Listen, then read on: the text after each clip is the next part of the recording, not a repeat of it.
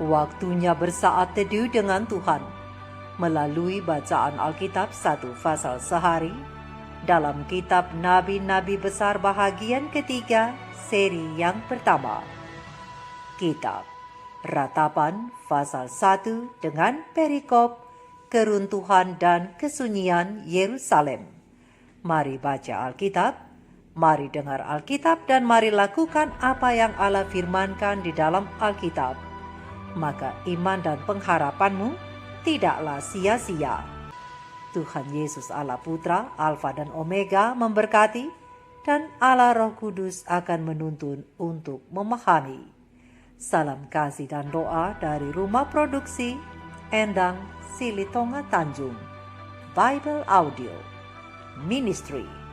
Mari memulainya dengan doa dalam hati.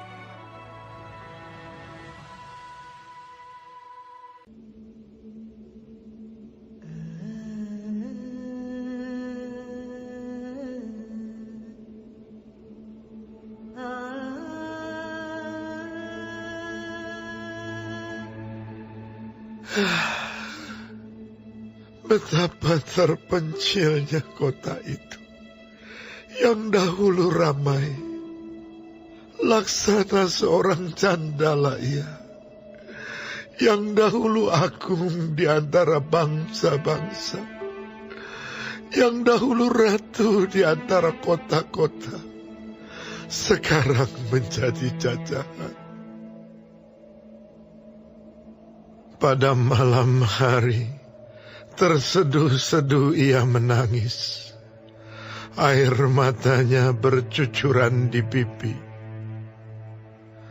Dari semua kekasihnya, tak ada seorang pun yang menghibur dia. Semua temannya mengkhianatinya. Mereka menjadi seterunya. Yehuda telah ditinggalkan penduduknya karena sengsara dan karena perbudakan yang berat.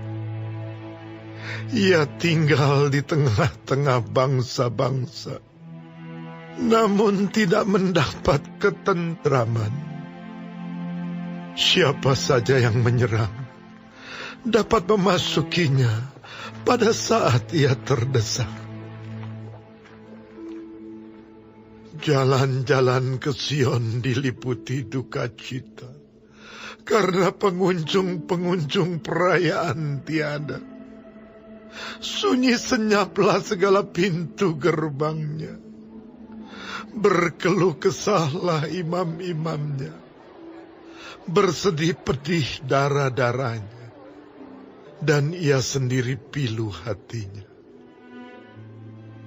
Lawan-lawan menguasainya, seteru-seterunya berbahagia.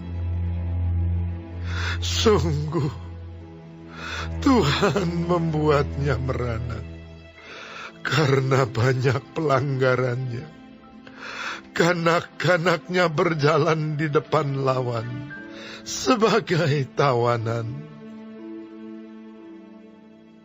Lenyaplah dari putri Sion segala kemuliaannya. Pemimpin-pemimpinnya bagaikan rusa yang tidak menemukan padang rumput. Mereka berjalan tanpa daya di depan yang mengejarnya. Terkenanglah Yerusalem pada hari-hari sengsara dan penderitaannya, akan segala harta benda yang dimilikinya dahulu kala. Tatkala penduduknya jatuh ke tangan lawan dan tak ada penolong baginya, para lawan memandangnya dan tertawa karena keruntuhannya. Yerusalem sangat berdosa, sehingga najis adanya. Semua yang dahulu menghormatinya, sekarang menghinanya, karena melihat telanjangnya. dan dia sendiri berkeluh kesah dan memalingkan mukanya. Kenajisannya melekat pada ujung kainnya. Ia tak berpikir akan akhirnya. Sangatlah dalam ia jatuh. Tiada orang yang menghiburnya. Ya Tuhan, lihatlah sengsaraku, karena si seteru membesarkan dirinya. Si lawan mengulurkan tangannya kepada segala harta bendanya. Bahkan harus dilihatnya bagaimana bangsa-bangsa masuk ke dalam tempat kudusnya. Padahal Engkau, ya Tuhan, telah melarang mereka untuk masuk jemaah-Mu.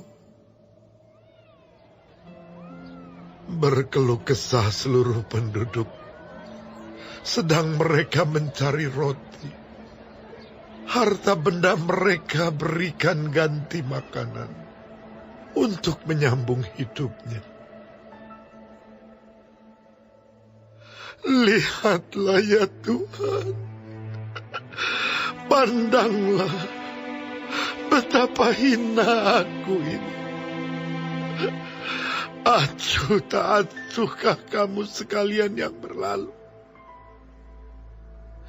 Pandanglah dan lihatlah, apakah ada kesedihan seperti kesedihan yang ditimpakan Tuhan kepadaku, untuk membuat aku merana tatkala murkanya menyala-nyala. Dari atas dikirimnya api masuk ke dalam tulang-tulangku. Dihamparkannya jaring di muka kakiku. Didesaknya aku mundur.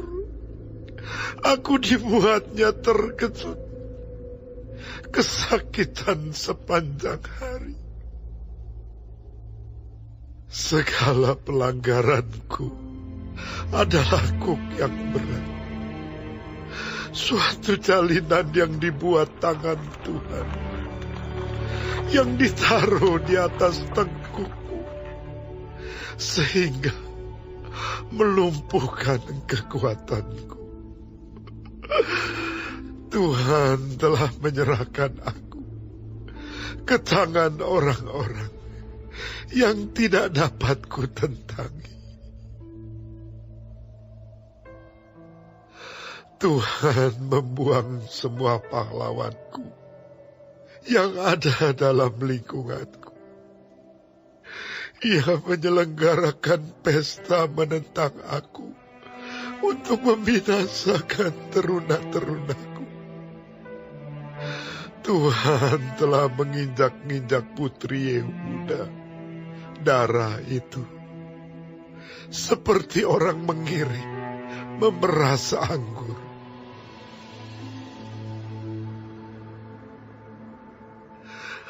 Karena inilah aku menangis, mataku mencucurkan air. Karena jauh daripadaku penghibur yang dapat menyegarkan jiwaku. Bingunglah anak-anakku, karena terlampau kuat si seteru.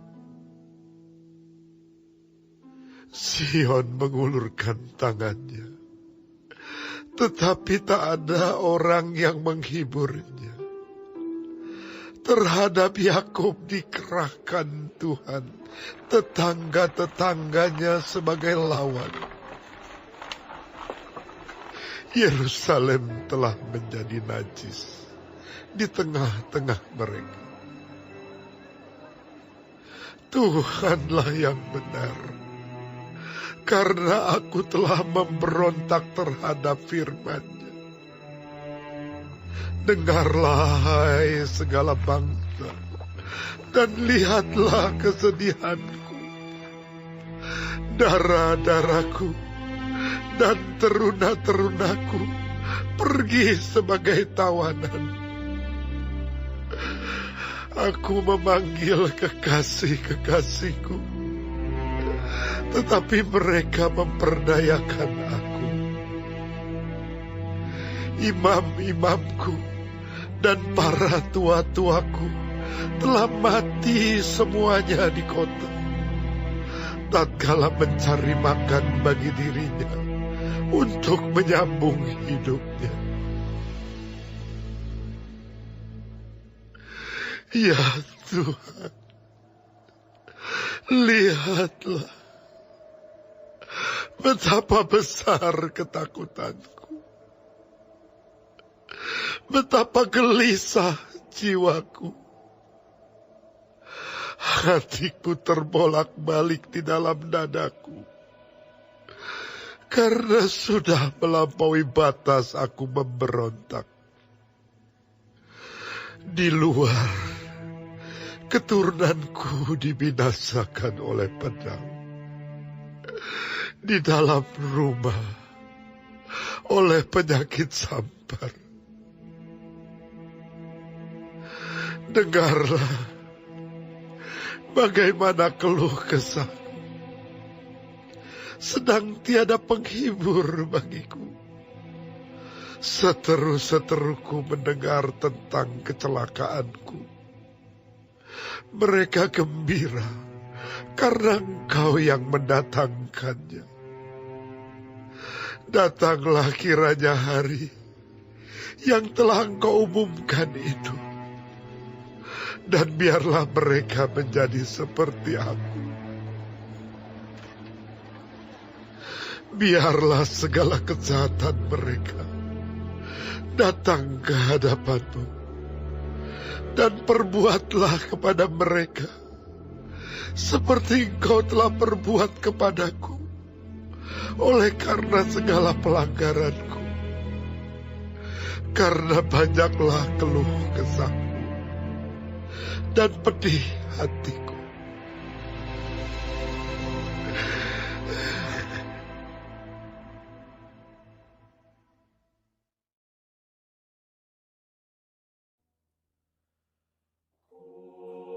Kita telah menyelesaikan bacaan Alkitab 1 Fasal sehari dalam Kitab Ratapan Fasal yang pertama. Sedikit perenungan melalui fasal ini tentang tidak ada suatu apapun yang kekal selain Tuhan, dengan ayat panduan perenungan. Terang besar Alkitab Ratapan 1 ayat 7 dan ayat yang ke-18 dengan bunyi nas.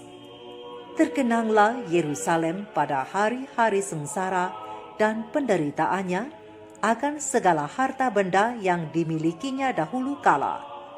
Tatkala penduduknya jatuh ke tangan lawan dan tak ada penolong baginya, para lawannya memandangnya dan tertawa karena keruntuhannya. Tuhanlah yang benar, karena aku telah memberontak terhadap firman-Nya. Dengarlah hai segala bangsa dan lihatlah kesedihanku, darah-darahku dan teruna-terunaku pergi sebagai tawanan. Sahabat-sahabat firman, sahabat sorgawi yang dikasihi oleh Tuhan di mana saja Anda berada, Kitab Ratapan yang dalam bahasa Ibraninya adalah Eha, terdiri dari 5 syair atau fasal yang meratapi jatuhnya Yerusalem ke tangan Babel, baik kehancurannya serta cerita masa pembuangannya yang diperkirakan terjadi sekitar abad yang ke-7 sebelum Masehi atau tahun 586 sebelum Masehi, dan kitab ini ditulis oleh Nabi Yeremia. Meskipun kitab ini hampir seluruhnya bernuansa sedih, namun di dalamnya ditemukan pelbagai ungkapan kepercayaan kepada Allah bahwa akan ada harapan masa depan yang cerah. Untuk itu, syair-syair dalam kitab ini kerap digunakan oleh orang Yahudi dalam ibadah pada hari-hari khusus seperti berpuasa dan berkabung. Sahabat-sahabat sorgawi, sahabat-sahabat firman, di pasal yang pertama ayat yang pertama sampai ayat yang ke-22 Yeremia melukiskan adanya kesunyian yang mencekam karena suasana duka. Kejayaan negeri yang dahulunya dikenal dan dihormati oleh bangsa-bangsa hanya tinggal puing-puing belaga. Kelaparan dan kematian, bahkan kota Yerusalem dan Bait Allah hancur. Raja-raja dan para pangeran ada yang dibunuh dan ada yang ditawan. Seluruh umat Tuhan mengalami penghinaan dari para musuhnya.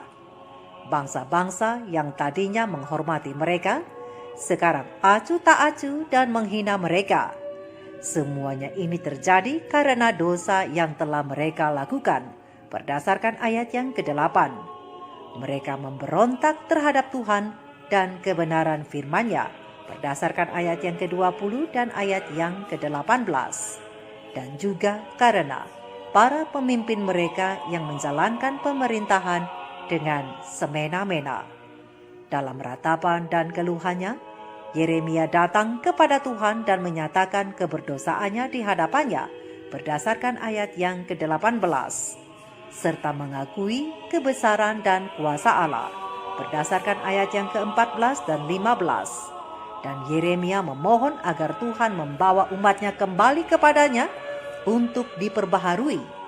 Dan ia memohon agar Tuhan mendengar keluh kesahnya, dan ia meminta agar Tuhan Allah juga menghukum Babel sebagaimana ia dihukum berdasarkan ayat yang ke-21 dan 22. Pena Ilham Ilahi Roh Nubuat Prophet and King halaman 461 mengatakan bahwa Nabi Yeremia berduka cita atas kesesatan total dari umat-umat Tuhan yang seharusnya menjadi terang rohani bagi dunia. Kesedihannya atas nasib Sion dan orang-orang yang ditawan ke Babylon itu terungkap dalam ratapan yang dicatatnya sebagai peringatan atas kebodohan karena beralih dari nasihat Allah kepada hikmat manusia.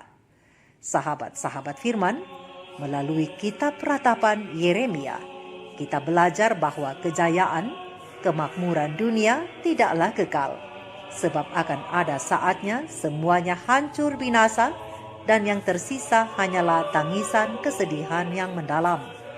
Dalam dunia ini, kebahagiaan apapun yang ditawarkan semuanya pasti akan musnah kelak, dan hanya Tuhan sajalah yang tinggal kekal. Karena itu, marilah kita letakkan hidup kita dalam tangan Tuhan, dan sekali lagi, taat, taat, taat. Mari belajar taat kepada perintah-perintahnya, dan berjanjilah untuk tidak mengandalkan manusia, harta, kekayaan, kehormatan, dan kekuasaan yang kita miliki. Namun hiduplah senantiasa dalam persekutuan yang erat dengan Tuhan. Sebagai manusia berdosa, yang bisa saja jatuh sewaktu-waktu, baiklah dengan kerendahan hati kita datang untuk diperbaiki oleh Tuhan. Dan setelah diperbaiki, berjalanlah tetap sesuai nasihat dan didikan Tuhan, seperti yang tertulis dalam Alkitab. Janganlah engkau menganggap dirimu sendiri bijak. Takutlah akan Allah dan jauhilah kejahatan. Amsal 3 ayat 7. Dan untuk tetap menjaga langkahmu di jalan Tuhan, dengan pertolongan Roh Kudus tentunya, gemakan ini dalam hatimu. Dalam hatiku aku menyimpan janjimu, supaya aku jangan berdosa terhadap engkau. Aku akan bergemar dalam ketetapan-ketetapanmu, firmanmu tidak akan kulupakan. Sebab firmanmu itu pelita bagi kakiku dan terang bagi jalanku. Terpujilah engkau ya Tuhan, ajarkanlah ketetapan-ketetapanmu kepadaku. Mazmur 119 ayat 11, ayat 16, ayat 105 dan ayat yang ke-12.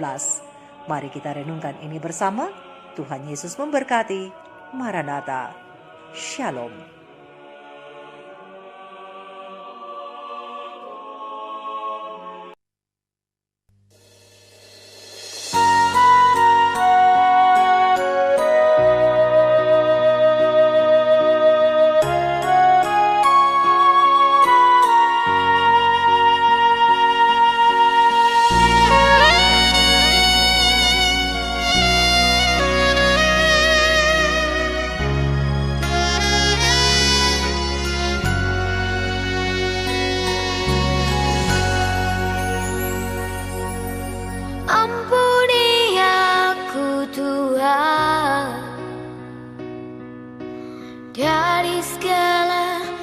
dosaku.